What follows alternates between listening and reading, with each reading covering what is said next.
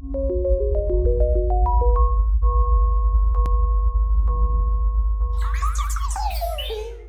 you a fan of slicing and dicing? This is the kind of guy you're looking for. This is Skull Slicer. Hey everyone, Shadow Gear 655 here doing a review of, again, the Skull Slicer. Who, I did not pick up Akimu and, Kulta for myself, but I picked up the Skull Slicer because he's the one I wanted the most. Not only for the colors, not only for the gimmick, but for the thing of, this guy's actually a character? Like, apparently he's a gladiator of sorts. There's no full bio on him yet. But he's a gladiator controlled by the Lord of Skull Spiders, which is weird, but also happy that we're getting the Lord of Skull Spiders again. And that also explains why his mask is the only not new mask in this entire wave. Well, that's not true. Akimu's mask, his villager mask, isn't new. It's just a boring Skull Spider mask. But it explains why he has it. It's okay. So, Skull Slicer here, I don't know if you can tell. Dude is glowing. This translucent green plastic is just beautiful to look at. I love it's shining. It looks like candy. I'm gonna eat it. I'm gonna eat it. I'm gonna eat it. It's a waste of Legos. It is a waste of Legos. But there's not much I can really talk about with this guy in terms of design and looks, because he kind of has, very limbs. You can tell how this guy is built in terms of the limbs. Namaste, Ripple. Forearms. I appreciate the fact that he has heels, like they added heels to this guy so he can balance a little bit more. Guess for the guy with forearms, he has a hard time balancing. Makes sense. I don't know.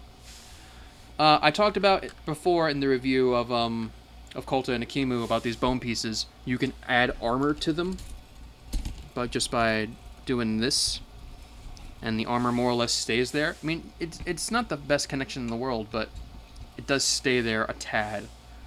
So again, there's an extra feature to those bits that I did not expect. Very, very nice.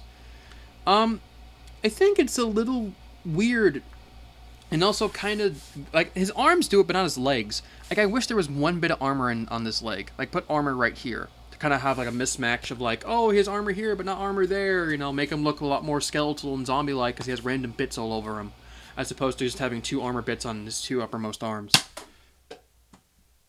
But yeah. Sorry, I felt like shooting Mallory in the face. Gunshots are not your friend. They are not. But moving on. I just wish he had more armor on him all around, like more mismatched armor. So moving on. I didn't talk about this in the Kulta review, but I'm going to talk about it here.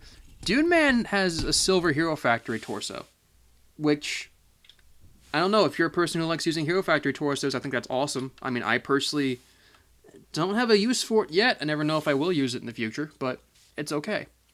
Another piece I forgot to talk about is this ribcage piece, which, I don't know, I feel like this would make a really cool like bug or like horseshoe crab looking dude using this kind of piece. But I think on the Skull Slicer in particular, which this may be the case for the other Skull villains, I haven't got the rest of them in my hands. Like, they're all supposed to be skeletal, and yeah, if you don't want to count the ribs, like, this is all just one big plank leading up to a giant chest plate. But because these ribs are here, it's like his torso is really wide and the rest of his limbs are really thin. It looks a little weird. Just a tad. Just a little bit. His chest piece. That print on that chest piece looks insane. And I think it does bind to the theory of him being a gladiator because of all that detail that's in there. Like, there's gears and chains, like a little, like weird thing towards his heart, and he's got bones here. Like little bits of metal. Like, that is cool, man. That is rad. Very cool chest piece. A lot of them look really good. Way better than the ones on the Toa.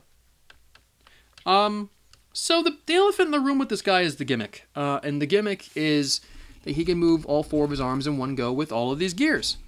And, well, here's how it works. Yeah! He's doing it. He's doing it. One arm's not going the right way, though. But he's still slicing. He's slicing and dicing. So the way this is constructed, and people figured this out when these villains were announced, is that he has three of these gray gears right here, which I will attempt to zoom in right now.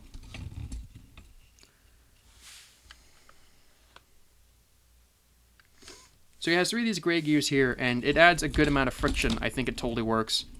Except his arms are not able to stay up after you move them because there isn't enough friction. Wow, I literally just tried that. I didn't even bother to check for that until this review.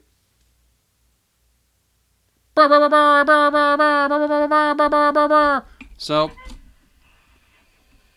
freak me out. So yeah, there's not enough friction to really hold his arms up. Well, I guess if you put one side down and this side up, he can still do it. That's fine. But the other side has 2 gears here. So the reason why this side can move both the arms in one go is because of the 3 gears, but because of these 2 gears, one goes one way and one goes the other. And the instructions tell you to put his little trans-orange claw grabby thing to grab on the masks. It tells you to put it in this hand. Instead, I put it in this one because, I don't know, it makes more sense to me that if you're going to like slice and dice dudes to have all swords go in one motion and then have your other offhand like go a different way if it has to. Like, I think that works a little bit better. But I like the gimmick a lot. I feel like people can do more with updates with this guy, like make him look a lot spiffier. But the general idea of how this gimmick works, the friction isn't there. But, whoa! I think the friction isn't there, but I think the idea of it is super cool, and that's the main draw why I wanted to get him. Again, he has this new armor piece. Again, would make a really cool looking helmet. Otherwise, I don't know, man. It's okay. I'm not going to use it that much because it's in gunmetal. And I don't like gunmetal all that much. So, that is a thing. Cough, Toa gunmetal, cough. Toa gunmetal! Also, another thing I never mentioned were the swords. These cool, like, kind of botched up looking swords. They're okay. I wish there was a pinhole in there. There unfortunately is not. But his swords, I think they look cool. I think they would look cool on the end of a staff. Or use them as wings, I don't know. That's totally up to you. And I mentioned earlier, he does have his little trans-orange chain with a little mask grabber. It's nice that he does have, these pincers are skull spider claws in trans-orange, which is very nice. So the last big thing about this set is that he comes with a mask. That being the Golden Mask of Jungle, Leiwa's mask, in this very cool trans green color with a little bit of gold inside. And at first I thought this would be like a print, and by closer inspection, this mask is molded in clear plastic, but there's gold infused in it like the protector mask. So I don't know why I thought it'd be printed, just kind of wishful thinking, because I would like to have this mask in all trans green. But again, a very cool looking mask. I love the way this looks so much. Especially, like, this is my favorite mask out of the line, maybe even my favorite mask in general now. So I love having this. And if you want to, like, you know, do like they do, or like they're supposed to do, you can just take the mask off and just like clip it onto his shoulder. And then put Leiwa's mask on. Now he's got Leiwa's powers. He's got jungle powers. He is ready to go with the ball. He's ready. The hell are jungle powers? What are jungle powers? Make vines move. This gladiator has the power to wind fly. Yay, wind fly. So yes, this guy's $15. I like him a lot. I feel like for the gimmick and certain colored pieces, I think he's super worth it. Outside of that, I don't think he's all that amazing. I think he's probably one of the weaker ones, but I love him for personal reasons. Like, I love the mask he comes with here. I like the chest piece a lot. I like the fact he's kind of a standalone character and not just like a dude who was just reanimated like a soldier or like the Scorpions. Like, I think that's really cool. Then again, we don't have a lot of story details, only like a couple paragraphs, so there's not much we can really do or really know about. But I like Skull Slicer a lot. I think you should pick him up as maybe one of your firsts if you're not going to pick up a Kimu and Kolta.